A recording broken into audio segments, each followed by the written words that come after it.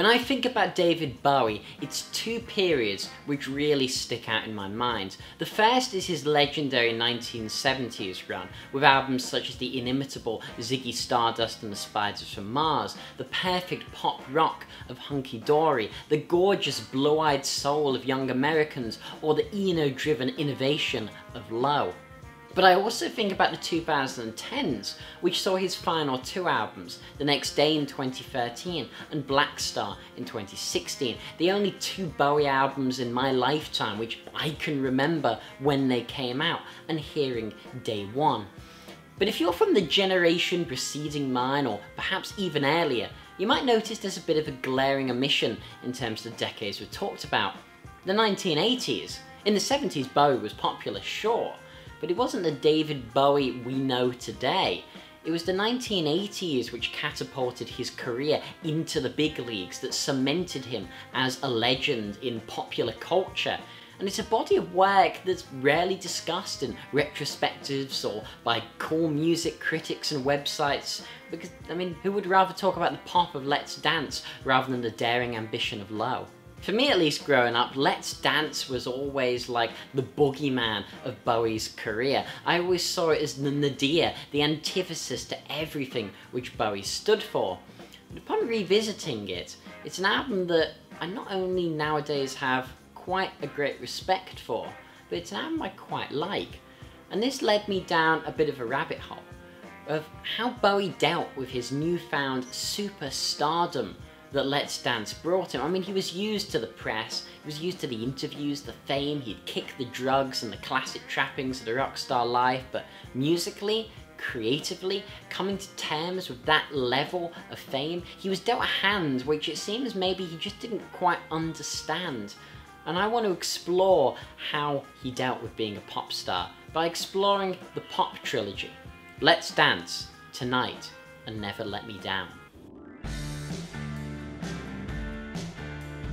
But let's go back a little bit first and start with what really got him to the point of Let's Dance. So he'd begun the decade in 1980 with a creative high, fresh off the back of the Berlin trilogy of Low, Heroes and Lodger. Brian Eno was out, Robert Fripp of King Crimson, who'd collaborated with him on Heroes, was back in with his very distinct guitar sound, and now Chuck Hammer was brought in on guitar synthesizer, along with the rhythm section which had dominated those preceding albums, led by guitarist Carlos Alomar. Scary Monsters and Super Creeps, coming in 1980, was a brilliant compromise between Bowie's more commercial and experimental tendencies. Whilst Fashion is a very accessible, catchy pop tune with its beep beep refrain, even within the song, the commercial sheen is counterbalanced by Fripp noisily soloing in a rather unconventional manner, using the guitar to convey bursts of short, sharp sound and texture over traditional melody that you might find in the bluesier guitarists of the day. But then you've also got the really bizarre opener of Scary Monsters, It's No Game #1, with Michi Hirota reciting the same lyrics that Bowie sings, but in Japanese at the beginning, and then Bowie screams out the English versions. When I first heard this song, I really had just no clue how to even react to it. This didn't sound like Ziggy, but it's a brilliant piece with some extremely compelling guitar, textures and atmosphere.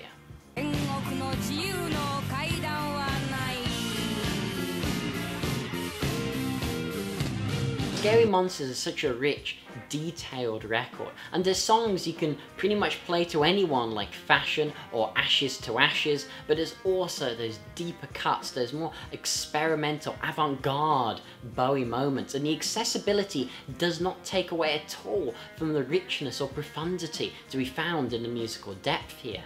But it was 3 years until Bowie would release another album, and by that time the musical landscape had changed quite a lot. The juggernaut that would be MTV, the music channel, was already taking off, and the music video had become the primary way of selling one's music, especially singles. I mean, listen to the Buggles, Video Killed the Radio Star. It couldn't have been any more true. Video was killing the radio star. Video was what would make an artist. In the same year that Bowie would release Let's Dance, Thriller would come out by Michael Jackson, and need I say how that certainly changed the music video game and musical landscape forever.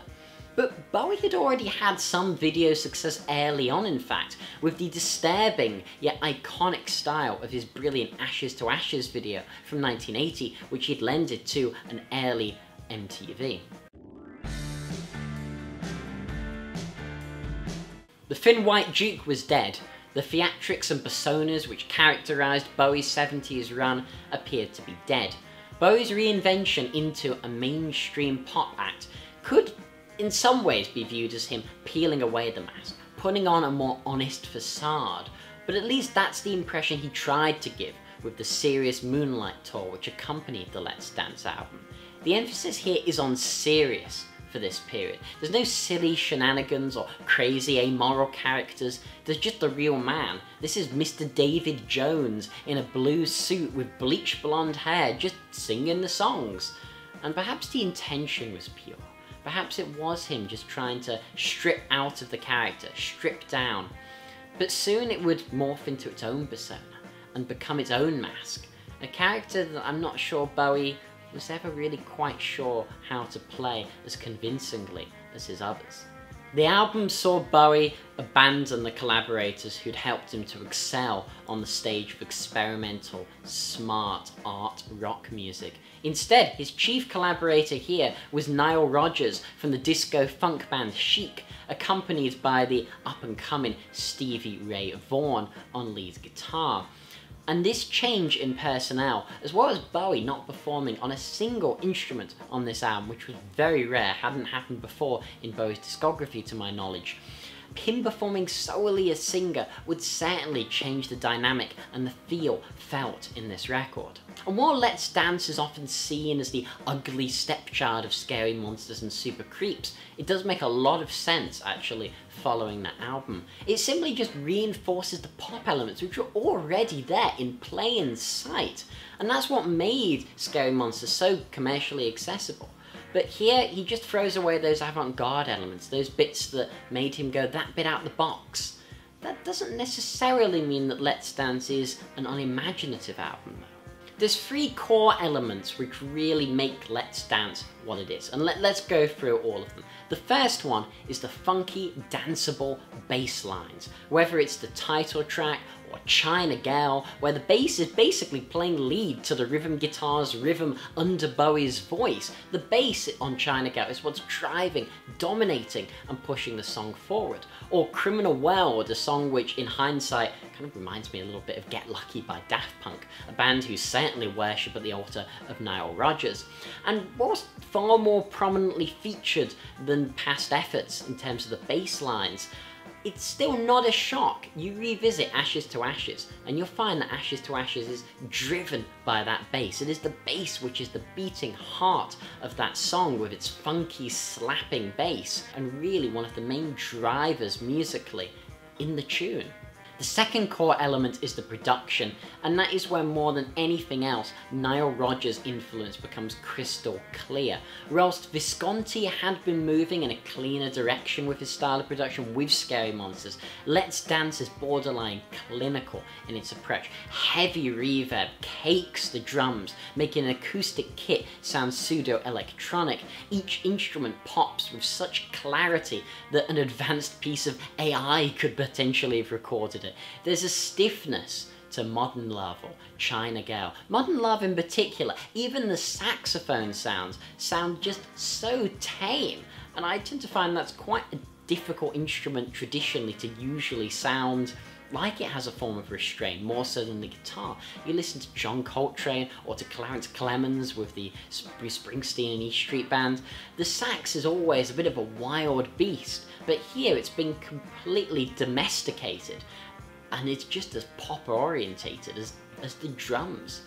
The production is certainly not something I find holds up very well. It sounds so 80s, so dated, so 1983. It sucks the spontaneity out of what made Scary Monsters so engaging. I mean, it's expertly put together. You can't deny the technical skill. And in many ways, it can even be difficult to criticize a song like Modern Love legitimately. I mean, what is wrong with it?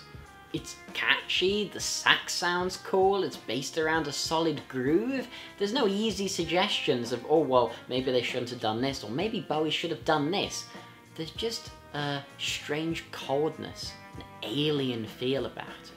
Bowie's always been an alien, but the alien character of Ziggy is one who's crashed to earth and become approachable, one who longs to be human but just isn't, which gives a strange ethereal quality to the music, whereas the pomp and coolness of Let's Dance just feels distant, truly alien, truly otherworldly and unapproachable, but in a way that just doesn't quite resonate with us mere humans.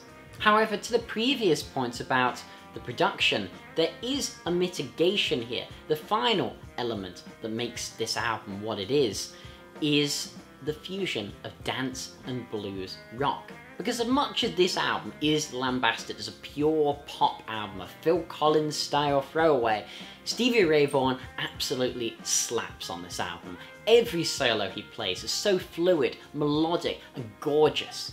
Take the introduction to Without You. Its bass line shimmers subtly and Stevie Ray lays down only a few subtle notes with the dexterity and style of B.B. King, or the tube screamer-driven solo of Criminal World, which brims with fire and feeling.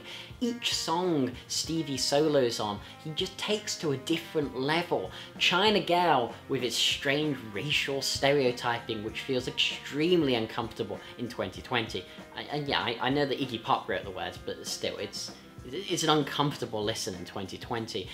But however, the crescendoing solos of Vaughan just lock in with the core groove, just adding a warmth and humanity to what's otherwise just a cynical 80s pop song.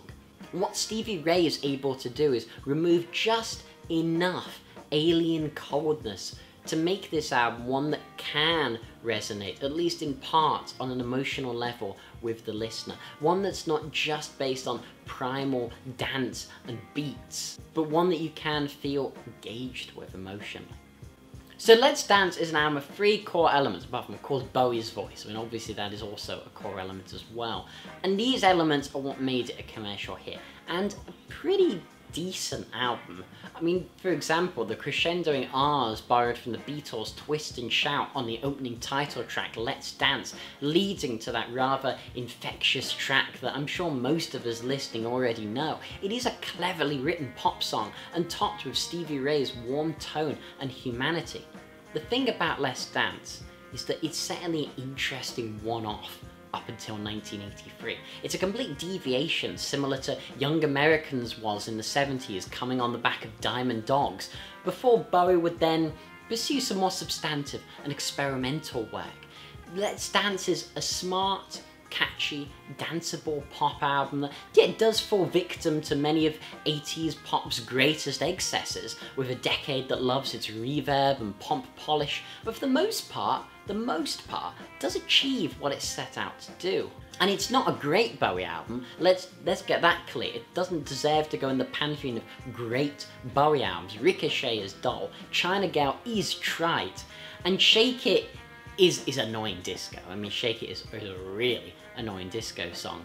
But still, Bowie, Nile Rogers and Stevie Ray created something just that bit more interesting than the deluge of pop music coming from this era and this time. And that is something to be commended. The real problem, the real issue with Let's Dance is that it wasn't a one-off. As Bowie recalled in an interview, it was a good record, but it was only ever meant to be a one-off project. I had every intention of continuing to do some unusual material after that, but the success of that record really forced me, in a way, to continue the beast. It was my own doing, of course, but I felt after a few years that I had gotten stuck. And that brings us to tonight.